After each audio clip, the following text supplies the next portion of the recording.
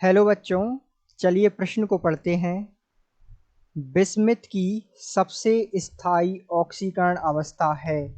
विकल्प दिए हुए हैं। विकल्प ए है +3, विकल्प बी है +5, विकल्प सी है +3 और +5 दोनों, और विकल्प डी है कोई नहीं।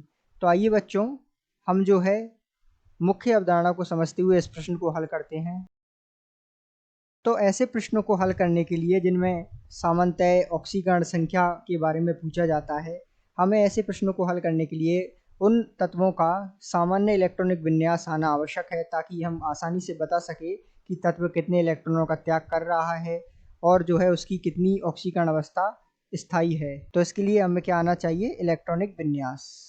अब हम बात करें बिस्मिथ के बारे में, तो ध्यान दीजिएगा, बिस्मिथ जो होता है Bi से जिसे निरूपित करते हैं, ये 15वें वर्ग का तत्व है। ठीक है, यदि हम इसकी इलेक्ट्रॉनिक विन्यास की बात करें तो ये दर्शाता है NH2 और Np3, अर्थात जो इसका अंतिम बाहरी कोश का इलेक्ट्रॉनिक विन्यास है वो होता है NH2 Np3।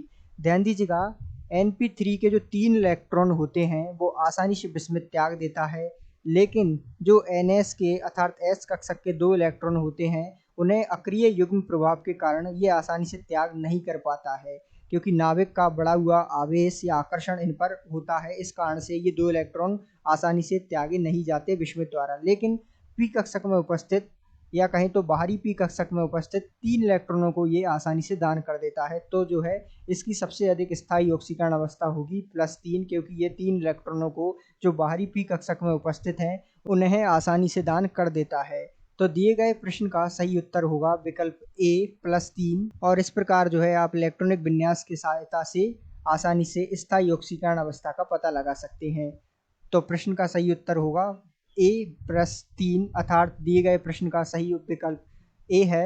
आशा करते हैं आपको समझ आया होगा। धन्यवाद।